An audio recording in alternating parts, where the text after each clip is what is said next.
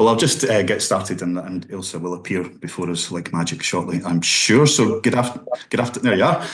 Afternoon, everyone. My name is Chris Deeran. I'm Director of Reform Scotland, the think tank, not the political party, and very delighted to welcome you to today's event, where we'll be discussing the rise of Reform, the political party, not the think tank. Obviously, Reform had a pretty major breakthrough moment in the English local elections last week, when it also won the Runcorn and Helsby by-election. Things are moving, and we had two more big moments this week, with a YouGov poll in Wales, which put Reform on course to be the joint largest party with Plaid Cymru at next year's Assembly election. And in Scotland, we had a poll from Survation, which suggested that Reform could somehow end up the official opposition at the next Holyrood election, beating Labour and the Conservatives. So it's all very dramatic, and certainly from a Scottish perspective, quite sudden, I think. And today we want to explore what's happening and why. Where is Reform support coming from? Why are people moving over to them? What's their ceiling? What does it mean for the future of British and Scottish politics? We've got a fantastic panel to discuss these issues, so I'm delighted to welcome our speakers today. We have Rob Ford, Professor of Political Science at the University of Manchester, who, among other things, is an expert on immigration, the far right, public opinion. We also have Ilse Henderson, Professor of Political Science at the University of Edinburgh, whose work covers political culture and behaviour and national identity. Ilse is also the principal investigator for the Scottish Election Study and co-directs the Future of England survey / State of the Union survey. And finally, we have Mark Diffley, who runs the Scottish polling company Diffley Associates. Can I just ask anyone who isn't muted, apart from the speakers, to mute themselves, please, to avoid any background noise. So I'll have a bit of a chat with the panel, but we're very, very keen to take your questions as well. And you can send them through using the chat function on Zoom. So if you make any points or pose any questions there, we'll get to them once we've had a bit of a knock around the houses. So I wanted to start with Rob, because obviously those events in England last week were pretty seismic. And I guess it would be good if you could maybe just give us a bit of a rundown as to what happened, how significant this feels. Is it changing politics for good, or is it still potentially a temporary thing? But how things have felt south of the border with those results last week. Yeah, thanks, Chris. It was a lot of records got set last week by Reform, and a lot of firsts. That started with the Runcorn and Helsby by-election. That's the first time Reform or any. I'm going to refer to Reform as shorthand for all of the various parties that Nigel Farage has led: UKIP, Brexit Party, Reform. It's all basically one thing, as we'll come on to. No Farage party has previously taken a seat off of Labour in a by-election or a general election. All five of the ones they won at the general election were off the Tories. They've never won a by-election without having a defecting incumbent MP before as well. So it's the first time they've won one from a standing start. And the turnout in that by-election was unusually high. So they won it even though it looks like the Labour vote held up relatively. And one thing seems to be they squeezed the Tory vote. That's also something that we've not necessarily seen before. Tories in third or fourth place being willing to vote for Reform as a mechanism for getting rid of Labour. But I mean, when I went to bed at 5 or 6 in the morning on Friday, I thought that was going to be the big story of the weekend. But then when I got up again, it really wasn't, because what they did in the locals kind of blew that out of the water. So they achieved 30% on the BBC's projected national share, which is the highest share ever achieved by a party that's not Labour or Tories on that measure, beating the top scores achieved by the Lib Dems at their peak in the 2000s. That share was sufficient, given a now quite fragmented political context, to turn the first past the post electoral system that we use in local elections in England. Of course, you don't use it in Scotland. Very different story there. We can potentially come on to that. But with first past the post in locals in England, that 30% is enough to turn the system from your foe to your friend. So you were seeing in situations like County Durham, Labour for 100 years, you've now got 2/3 of the councillors of Reform on 35% of the vote. If you look at Kent, 70% of the councillors are now Reform on 38% of the vote, and so on and so on and so on. They were getting to that point where they just won often quite narrowly, but narrow win is a win under FPP. They won everywhere. And in most cases, completely wiping out the Tories.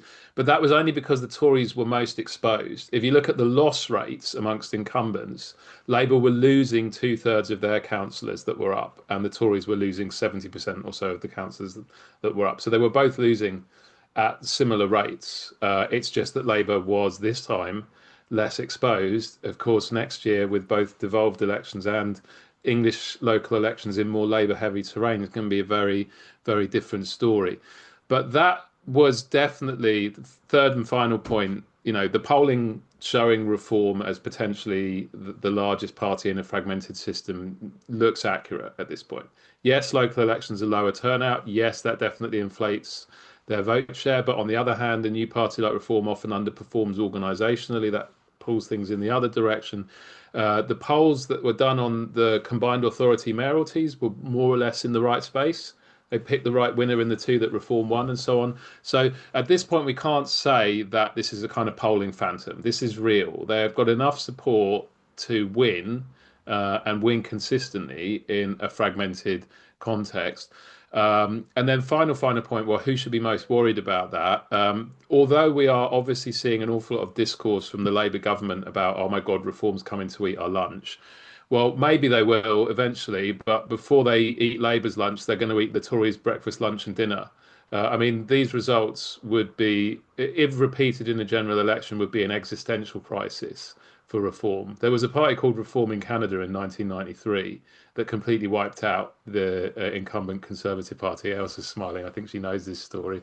And I think Farage has cited that party as one reason that this is now called Reform UK.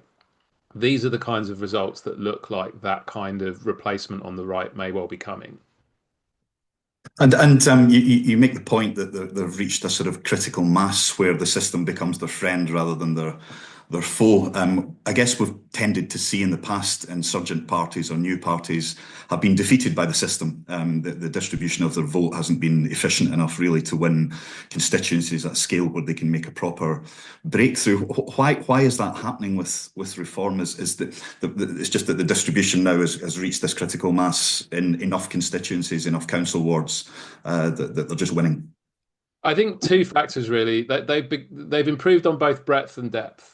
So their baseline level of support across all the councils is substantially up on peak UKIP support in 2013, and this includes in quite Remainy parts of the country. So if you look at like what UKIP got in like the home counties shires in 2013, Reform are like 10, 12 points up on that.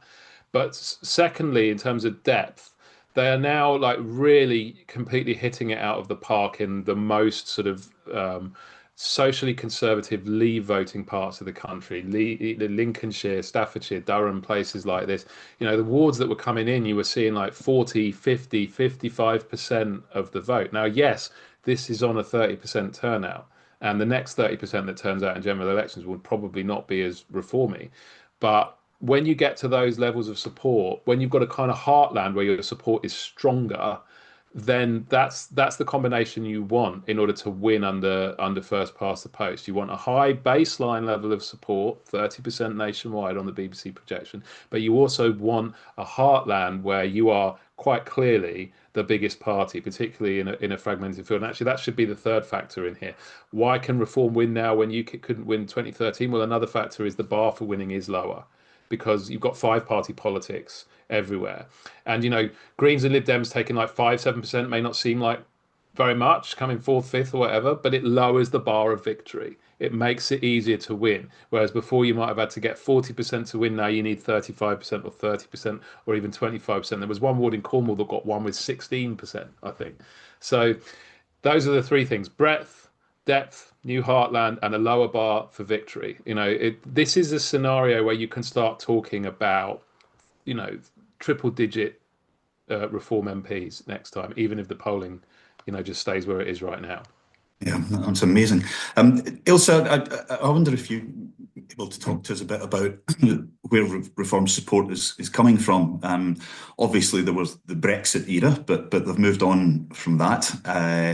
And, you know, we know that push button issues like immigration and net zero and the woke culture and just the big red FU button, as Anas Sarwar put it to me last week. What do we know about where their support is coming from in England, and is it broadening out, as Rob touched on there, from the traditional, I guess, populist far right, as it's sometimes described, supporter?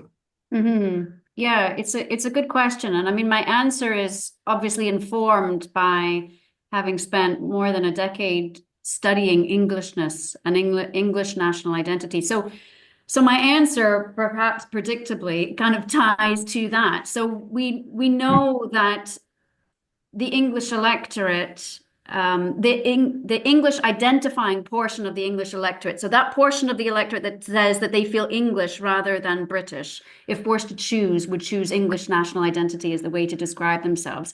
There has been traditionally a sense of grievance towards other parts of the UK, a sense that foreigners have undue influence over their political lives, and foreigners they would define as the European Union, but they would also include other non-English parts of the UK in that definition. So a sense that there is undue influence, that there is undue access to resources. And it's that portion of the electorate that was voting UKIP.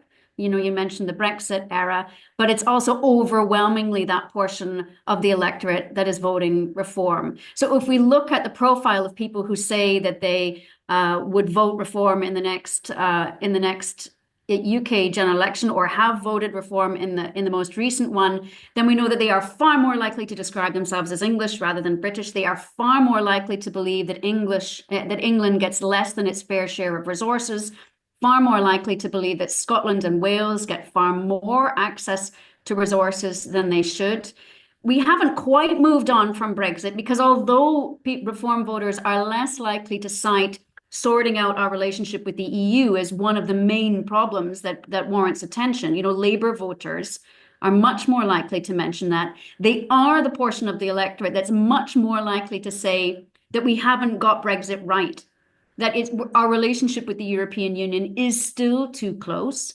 So in a way, the introduction of Brexit has not satisfied demand for Brexit among this portion of the English electorate. And then there's also layered on top of that attitudes to immigration, as you mentioned, but also distinct attitudes towards English governance. So they are the most likely to support English independence. Numbers are not high, they're not at Scottish levels, but they're touching Welsh levels of support for English, for independence among Reform supporters. They're most likely to say that they want an English Parliament, and they want an England-wide solution for English governance problems.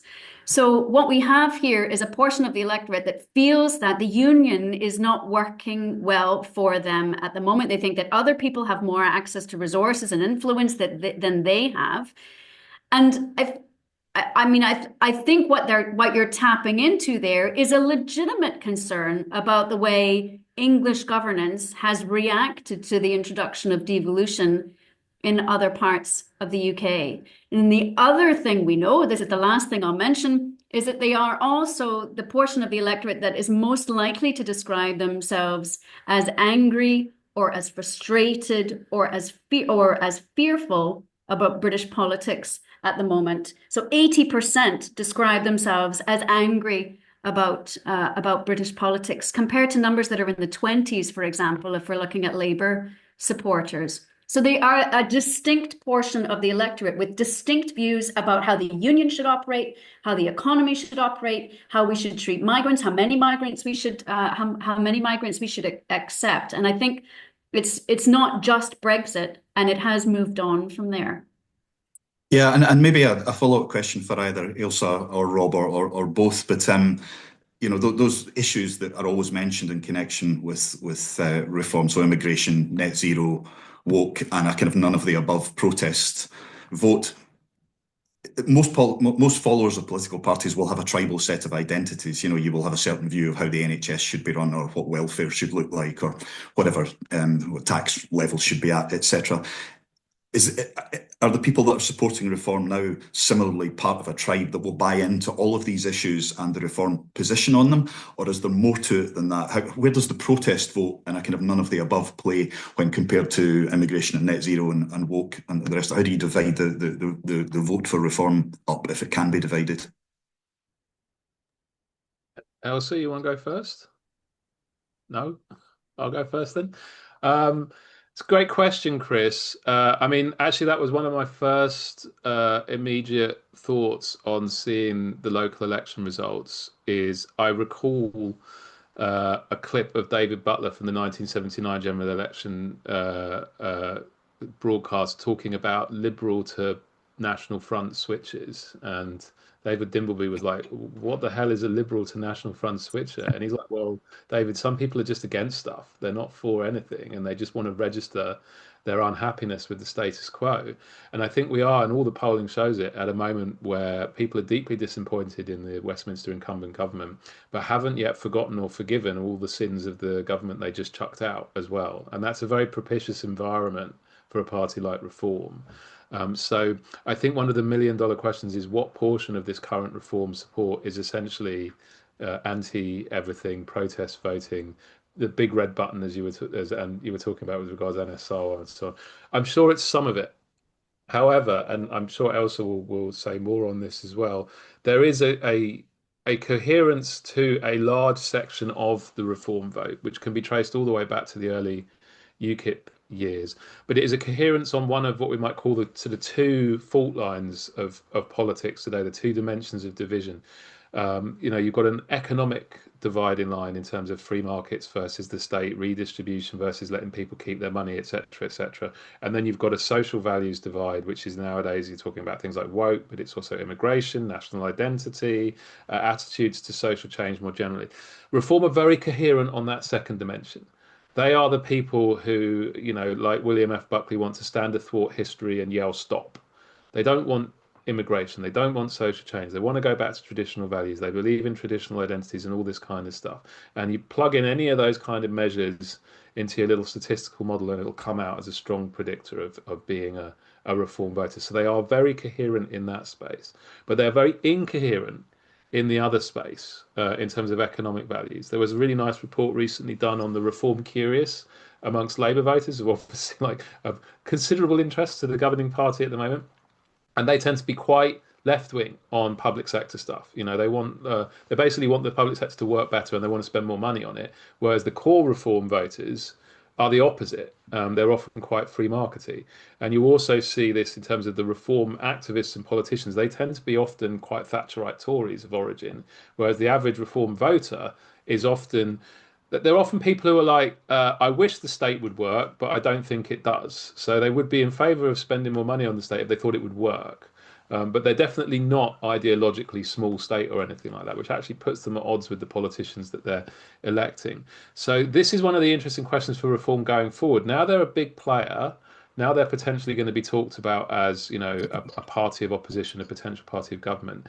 That inconsistency, that fault line on one of the major, divisions in terms of what government should do and how it should do it, will that get exposed? Will that get scrutinised? And what impact will that start to have on their support if it is? I'll hand over to Elsa now.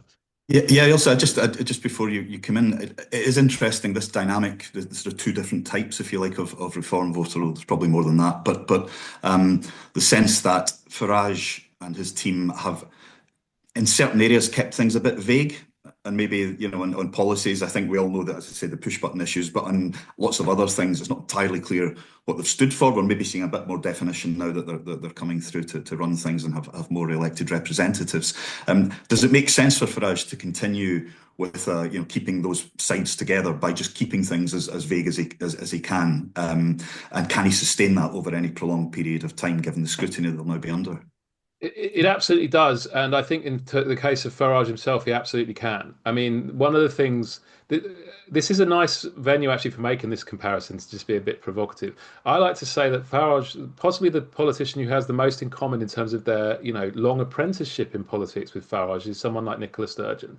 Both Farage and Sturgeon had to spend long, long years pounding pavements in obscurity, making arguments to people who didn't necessarily want to hear them.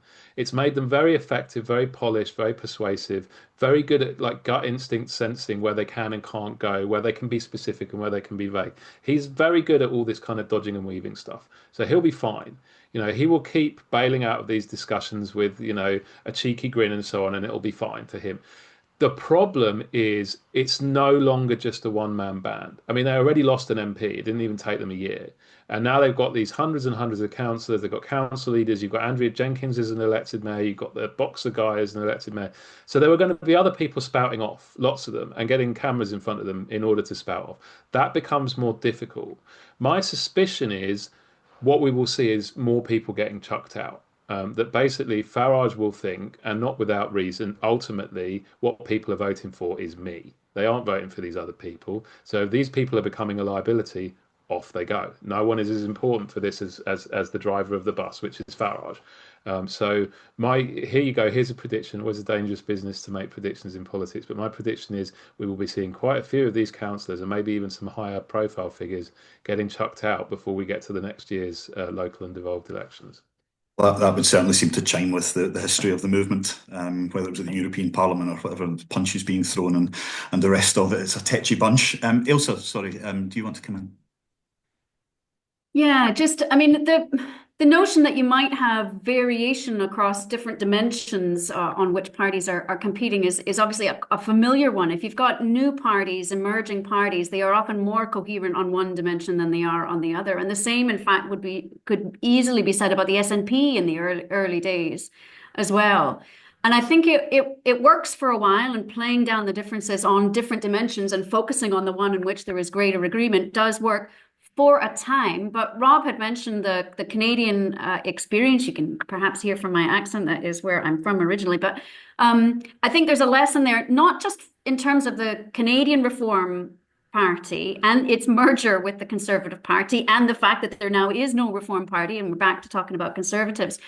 But also when the Conservatives feared that they would not be able to put together enough voters to win an election, they deliberately courted two sources of dissatisfied Canadians. They courted kind of soft Quebec nationalist, soft Quebec separatist on the one hand, and then also kind of Western alienation folks on the other. And they managed to construct out of that a couple of governing majorities, but eventually those two were so inconsistent and really stood in the way of developing a coherent platform about how you want the union to run, how you want the federation to run, that it fell apart spectacularly and then led to the creation of the Canadian Reform Party. So it works for a while, but there will come a point at which you have to bring together people across these diverse views and identify a platform for change. And we would expect Scottish voters, because this will be the next big test for reform, we would expect Scottish voters, for example, to have expectation of what those different dimensions might actually look like if they're campaigning to form a government. Thank you. Mark, I would actually like to move on to Scotland at the moment. So obviously we've been talking about people protesting against the two main parties at Westminster. In the Scottish election and indeed the Welsh election next year, they're voting for devolved administrations, which don't have control over, say, immigration. There will undoubtedly be a bit of the anti-Westminster Labour protest, anti-Tory Westminster protest, but people aren't daft. They know that that's not going to have an impact necessarily, or certainly not directly on what happens at Westminster. So if you're a Reform voter in Scotland and you're looking at the SNP and Labour and the Conservatives and thinking, I don't want that, what's driving you if you're Reform curious or committed? I mean, in Scotland, yeah, I mean, well, lots of things are driving you. Just to pick up on, I suppose, on Rob's point from earlier, because a good rule of thumb here is that, support for reform in Scotland runs at about half of what it does in England. So when it's quite handy when Rob said, they 30% at the local elections last year. It's the average. If we take a kind of rolling average of the polls, they're polling at about 15%, higher in some, lower in others. But so it's a really useful, I think, kind of rule of thumb as to where they are in Scotland. as opposed to the rest of the UK. I think what's driving them are kind of similar things. I mean, we've done quite a lot of work actually recently with the Electoral Reform Society, looking at kind of anger, disillusionment, disengagement, and we see those factors being much higher in reform voters than they are with particularly SNP and Labour voters. So there is absolutely a kind of a disillusionment, a disengagement, disconnection factor driving some of this. I mean, more sort of anecdotally, when we sit in, and you and I have spoken about this a bit, Chris, when we sit in kind of focus groups with not necessarily reform voters, but people who are kind of undecided about how to vote. There is still a bit of a stigma, I think, in those settings of saying that you're going to vote for reform, but kind of once someone does, it becomes, it's a bit like that kind of forest fire. There's a little spark that lights, and within kind of 5 or 10 minutes around the room, what you find is that a lot of people are kind of in agreement, not necessarily with everything that reform are saying, but with some of the issues that, as Ailsa and Rob have just been discussing, seem to be the drivers that, whether it's immigration, whether it's some of the other kind of big issues, whether it's crime, that are driving people towards reform. So I think there are kind of very sort of similar things that are going on. I think we have to entertain the possibility that the poll that's kind of shaken the scene in Scotland this week may be a bit of an outlier, because it was done actually after the local election results in England. But so it may be kind of part of the story that reform is now pushing towards 20% of the vote that poll shows, although it's equally possible it may just be a bit of an outlier and a bit of noise. But in a sense, it doesn't really matter, because at kind of 15-16% of the vote on the regional list, they are more than likely to get well into kind of double digits in terms of the number of MSPs that they have next year.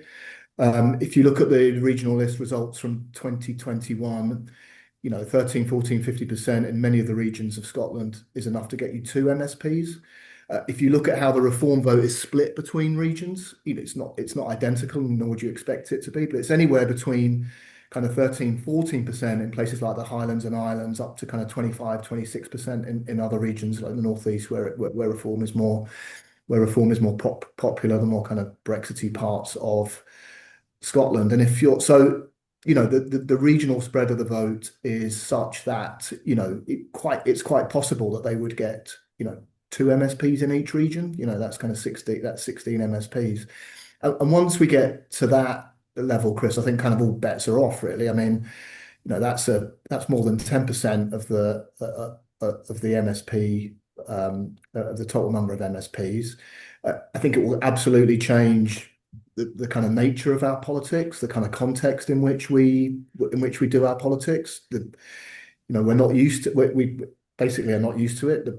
27 years, or will be 27 years, of the Scottish Parliament will be kind of swept aside, and the culture, the context of everything will be entirely different. The makeup of committees, the negotiations that have to be made in a minority government to get legislation through. So I think, although I think some people are still unsure about whether this is coming our way, I'm pretty sure the evidence is, both from the polling and from kind of local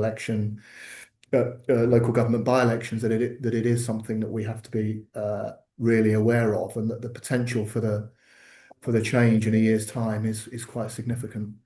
You mentioned that imagery of the forest fire just sort of creeping, spreading, and it does remind me of a conversation I had some years ago with someone who was quite senior in the Yes campaign for independence, and he said to me that there was a point during that campaign where they felt they kind of lost control of it, because it was no longer about the messages they were sending out. It was actually voters speaking to each other, people who probably hadn't voted SNP in the past, maybe hadn't been in favour of independence or not particularly enthusiastic about it, were almost caught up in the drama and romance of the campaign, and they were giving each other permission to vote for independence, if you like. It was spreading almost contagiously from voter to voter. Is that kind of what we're seeing now with reform? I mean, I don't know how high their ceiling is in Scotland. There's obviously a limit given the nature of the other parties, but could you see it continuing to creep up over the next year? I mean, I suppose creep up. I'd be interested to hear what Elsa has to say on this. I think possibly creep up. I mean, my gut feeling is that the ceiling isn't a huge amount higher than where we are now. But in a sense, as I said earlier, that I mean, of course, it does matter, but in a sense, in terms of the makeup of the next parliament, it doesn't matter. It doesn't matter that much. I think it's, we're pretty much, the consistency of the polling now is such that we can be sure there'll be a significant cohort of them. So, but I think there is still absolutely room, I think, for their vote share to go up. But I suspect 20% or so is probably the higher end of it. I don't know what Elsa thinks on that. Yeah, I mean, I'd agree. There's some obvious challenges for reform, but there are also obvious opportunities for reform in Scotland that were not present when we were dealing with UKIP, for example. So the first challenge, obviously, is their leader is deeply unpopular in Scotland. We poll on a bunch of leaders. The only politician we can find that is less popular than Nigel Farage in Scotland is Donald Trump. So if Nigel Farage comes north to campaign, it is as likely that it will hurt reform support as it will aid it.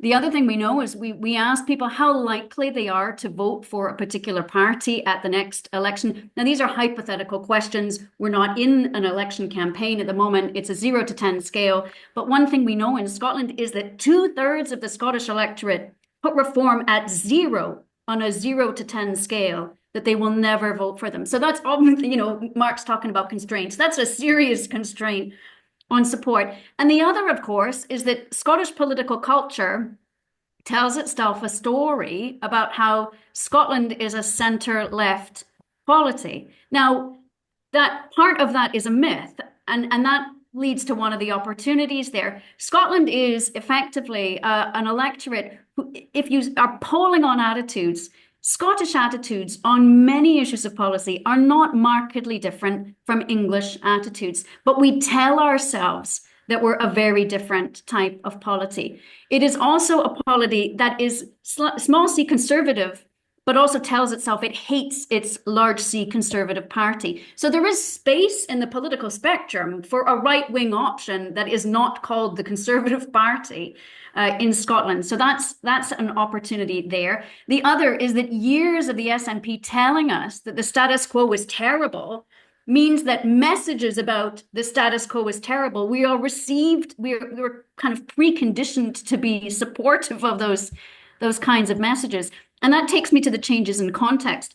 UKIP had to campaign in a context where Brexit was more salient and independence was a more salient issue.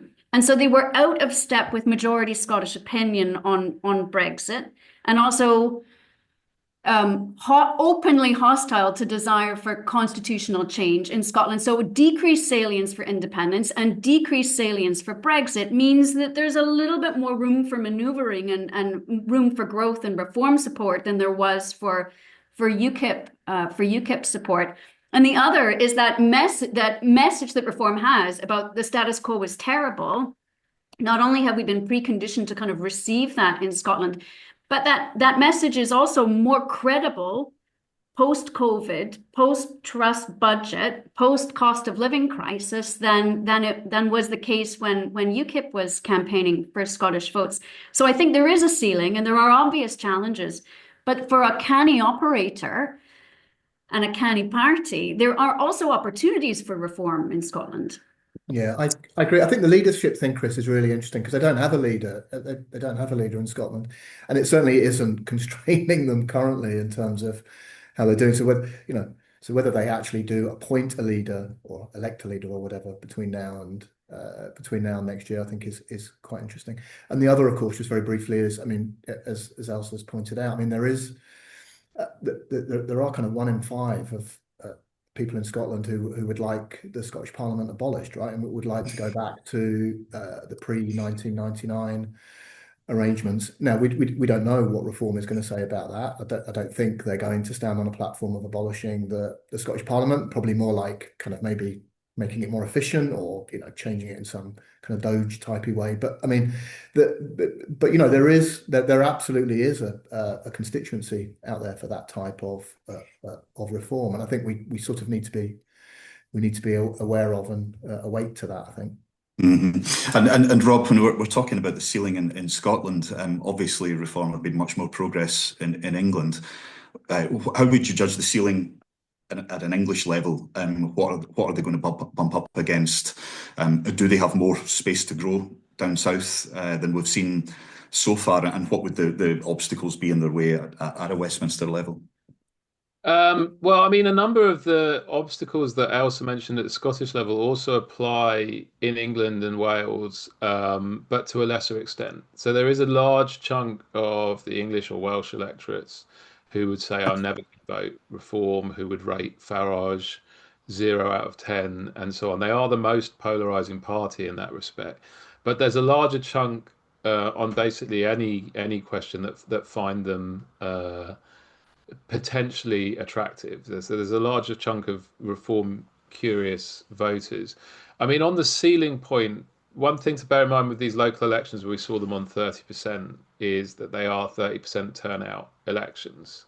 Sundar Katwala from British Future had a nice post where he pointed out that the read across from Brexit Party's performance in the 2019 European Parliament elections to how Reform did in local authorities this time is very strong, and that was Brexit Party up at about, what was it, 28% nationally, but then a year less than a year later, no, not a year, 5 years later, Farage stands everywhere and he gets more like 15% in an election where the turnout is roughly double. Now, I think that their ceiling is somewhere between those two figures. I don't think it's as high as 30% at the moment, but I don't think it's as low as 15 either. I think they're definitely a lot stronger than they were last year. But in terms of where they land, it's partly about whether or not Farage's efforts to improve on his past iterations works on several levels. I mean, the first is whether or not they can broaden their appeal to just become a kind of general catch-all party of opposition. They've talked a lot about wanting to be like the Lib Dems in this regard. It is harder though, because as Kemi Badenoch said, Lib Dems are just thought of as nice people who fix the church roof. The average stereotype people have as a Reform supporter is not that they are a nice person who fixes the church roof. So that's harder because they're less of an empty vessel, but they could definitely expand on where they are now. Second is like whether or not they can build strength organizationally. That's always been their weak point in the past. They clearly have more money behind them now than they used to. And I think one of the things that both the by-election and the local election suggest is that money is starting to talk in terms of them being more effective. But one weak spot, and it relates to the Lib Dem nice people point as well. They have a bigger activist base now, but that's a mixed blessing because the kind of people who are attracted to becoming Reform activists aren't necessarily the kind of people who are going to be very good at broadening your appeal on the doorstep.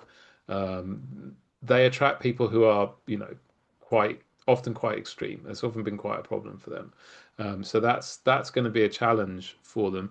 And I think the third massive question, which really applies very strongly in England in a way that I think is not so much the case in Scotland, is how the Conservative Party react to all of this. As I mentioned, they're an existential threat to the Conservative Party.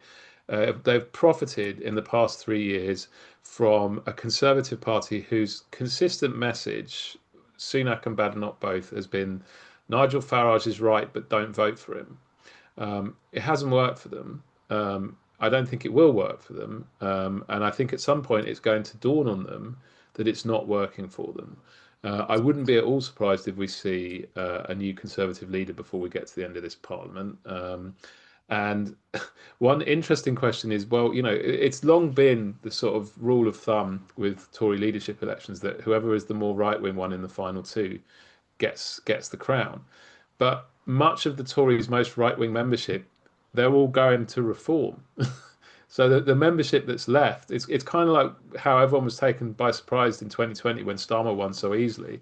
Well, one reason for that is a lot of the most Corbynista members, they all left. They're all over in the Green Party now.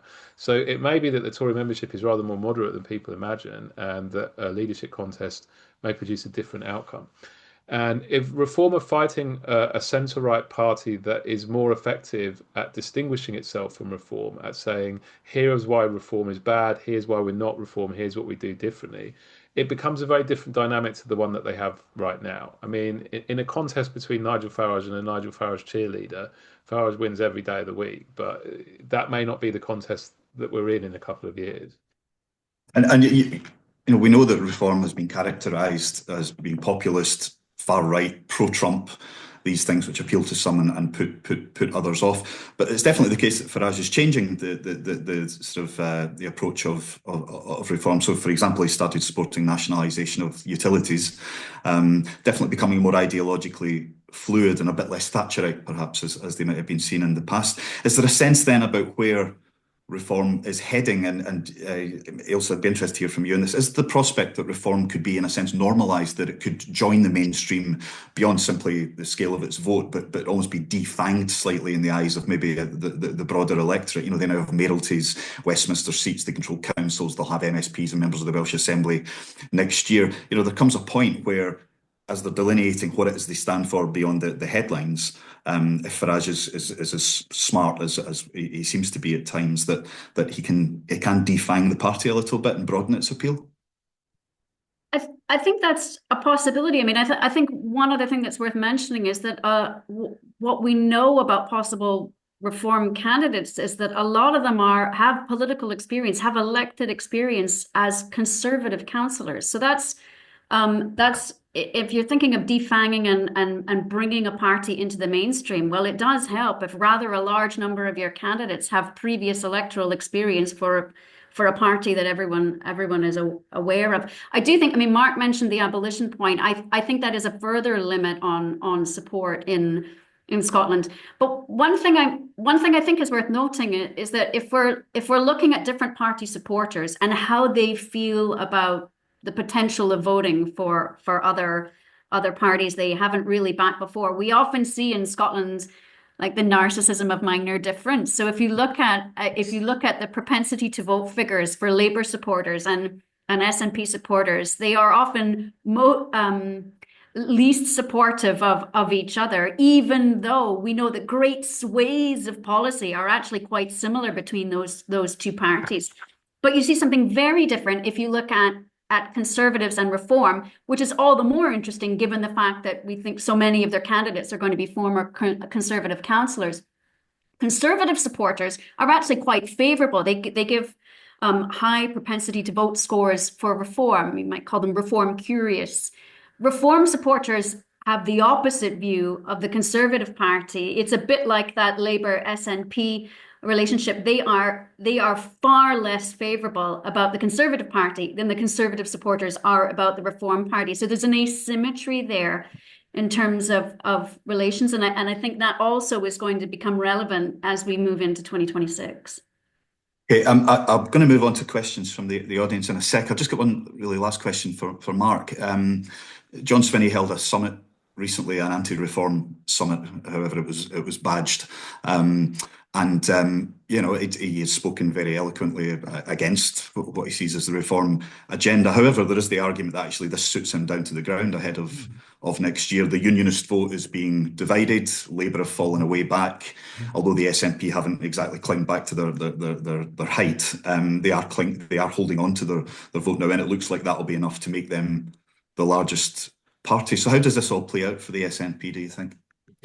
Well, I think it pretty much plays out the way you've just described it, Chris. I mean, you know, the SNP has lost about a quarter of its support since 2021, you know, 48% now to, you know, on average sort of 35-36%. So it's lost a significant amount of its support, but will probably only lose, you know, if the election were now, et cetera, and the polls were correct, would probably only lose 7 or 8 seats and would be still by far the largest party, even if sort of 10 or so seats short of a majority. but yeah, I mean, I think, of course, the First Minister is entirely aware of all this.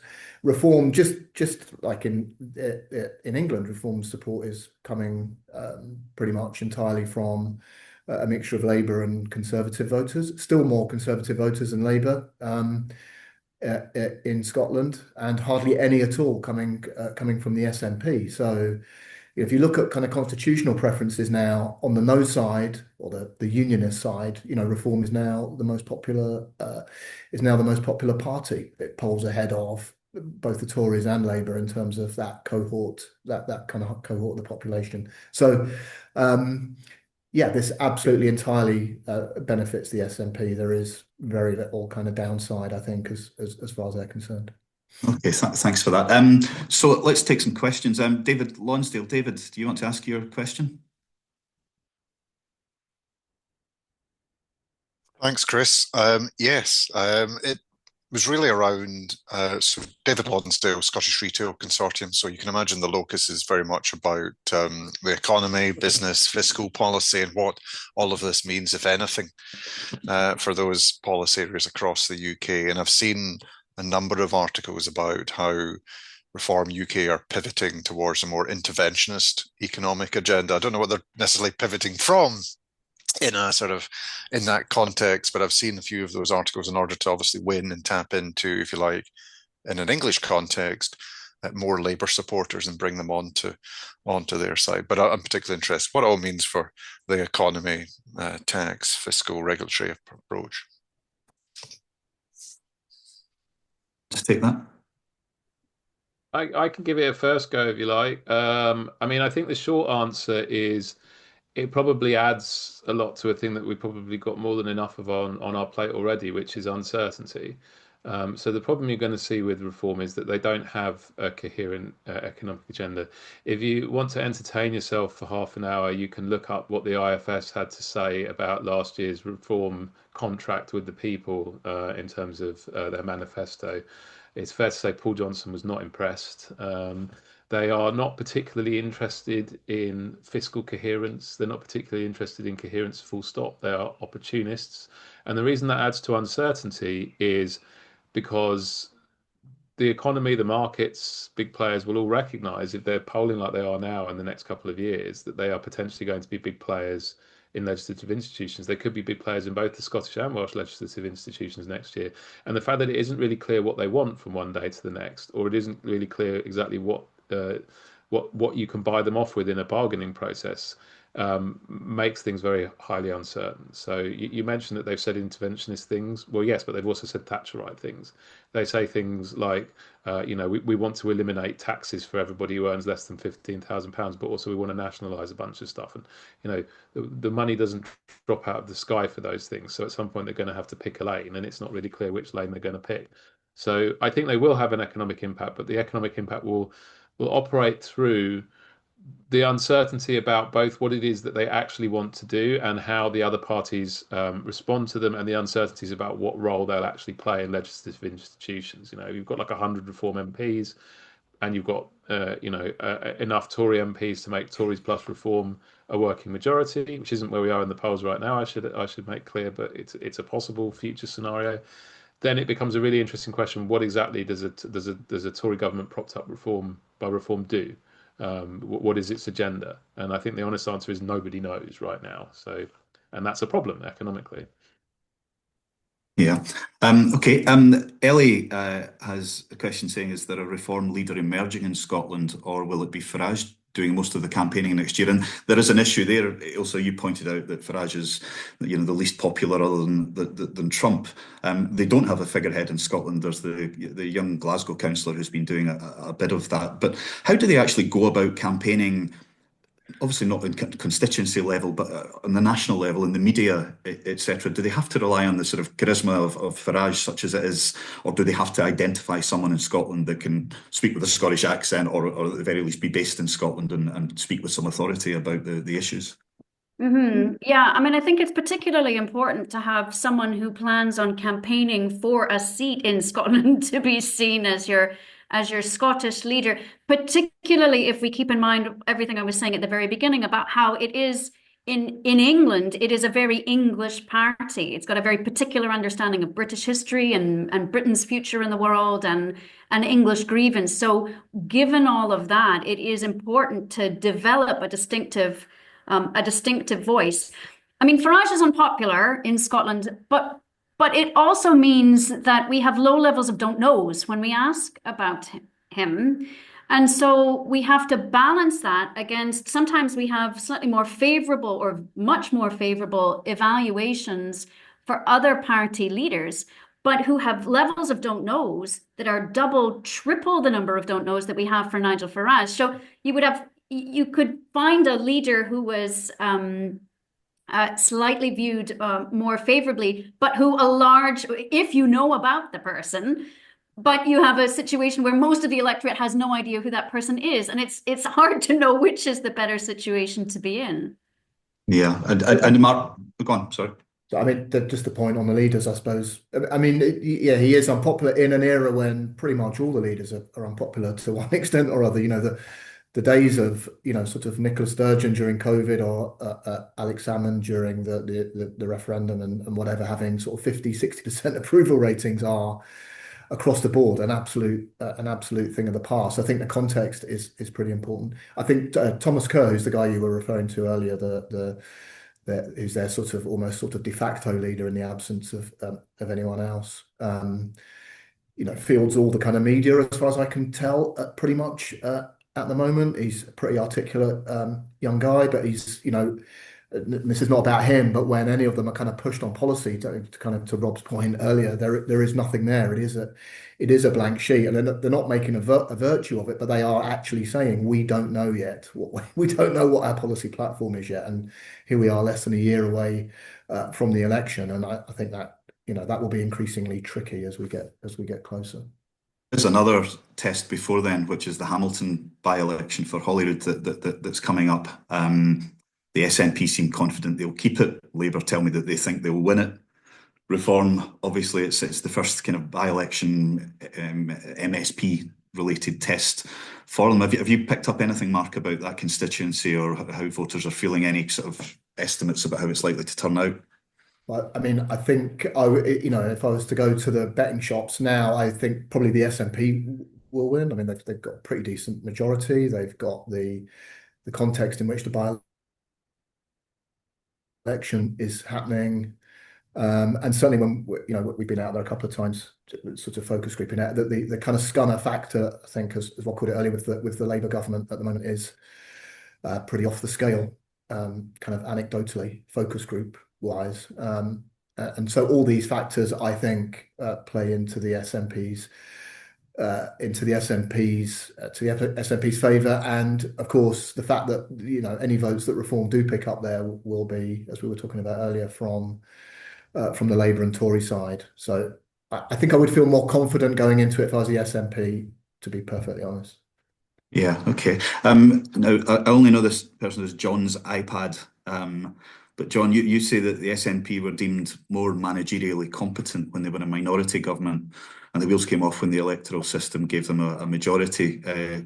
Could a reform stimulated fragmentation get us back to a managerial competence within the devolved framework? I suppose to broaden on that, you know, to their credit, they are focusing minds. You know, we could arguably say we've been through a period in Scottish Government where we maybe haven't been focused on public service reform or the economy in quite the way that has been focused on, say, south of the border. You know, so the fall of popularity of all the parties, really, and the rise of reform as a protest, is there a sense also that that's maybe starting to focus the minds of our mainstream political leaders that, you know, you can talk a good game, but actually, unless you start to deliver change that people can feel, whether it's in their bank balance or it's in the care they're getting, the NHS, a GP's appointment, or the quality of the education their children are getting, could there be some good come out of this, actually, just holding the feet to the fire a little bit and forcing them to focus on delivery? I think the question is absolutely essential. I think competence is at the heart of what the 2026 election is going to be about. And when I was talking yesterday in Glasgow about the competence ratings, and we've been tracking them the same way since 2016. And in the 2016 election, and before, but in the 2016 election, the SNP was ahead in terms of competence for every single policy area we asked about. And that same was true in 2021. I mean, Labour nipping at their heels in terms of being able to manage education, but streets ahead on everything else, particularly so standing up for Scotland. And so what happened in Scotland between 2021 and 2024 was absolutely fascinating, because Labour, all of a sudden, you know, we talk about how is the SNP in 2021 managing to evade the costs of governing, this kind of slow depletion of support that you get over time if you're in government. And we thought we had an answer for 2021, and then the wheels came off, and we got Labour as the most popular party in 2024. So we were back to the drawing board. And it wasn't that perceived competence in Labour increased from 21 to 24. It was that it just fell faster for the Conservatives, and particularly so for the SNP. On a 0 to 10 scale, they dropped a full point on average in perceived competence. And so what we're seeing now is not SNP competence figures returning, but actually what we're now seeing is Labour competence figures falling by about a full point since the UK general election. So it's really clear that Scottish Labour are paying UK Labour's costs of governing up here. Yeah, but absolutely right. Absolutely right. That competence is absolutely at the heart of this. And I mean, and that's particularly true if you're looking at specific policy areas, and particularly standing up for Scotland. That is the one policy area where the SNP are streets ahead of their rivals. And so how salient that is as we move into 2026 will have an impact on how people vote. Okay. Leslie, Rob, you've got a question about an alternative agenda, if you like, but I guess we're seeing arguably the Conservatives and the Labour government moving towards reforms territory, maybe in some alarm at their progress. But do you want to ask your question, Leslie? Sure. Can you hear me? Yes. Yes, I was wondering how an alternative vision, welcoming diversity and foreigners, and some of the points that would have been the case in the agendas of a few years ago, be espoused effectively to bring public opinion back towards these issues and away from the way that Reform is setting things out. Rob, do you want to take that? Well, I mean, I think a caveat in this with the point that I'm not a Scottish politics specialist, so Elsa can shoot me down if I get this wrong. But my understanding is that in many respects, the SNP has espoused such an agenda in its government for quite a long time, and very often sought to draw quite a clear dividing line with Westminster Conservative governments in exactly these respects.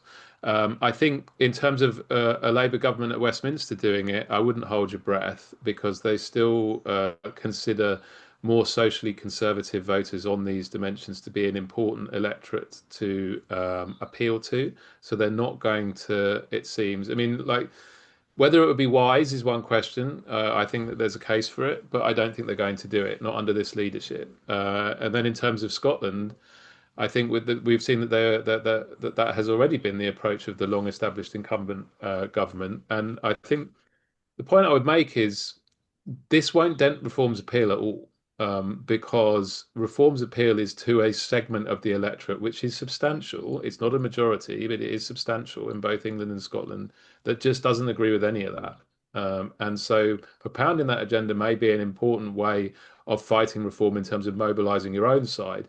It's not going to be effective at all in terms of fighting Reform on their terrain. And frankly, the other thing I would say is the lesson I would draw from the recent Australian election, where Anthony Albanese essentially refused to engage in any of these kinds of social values issues, arguments at all, is that it isn't necessarily wise to fight on your opponent's favoured terrain.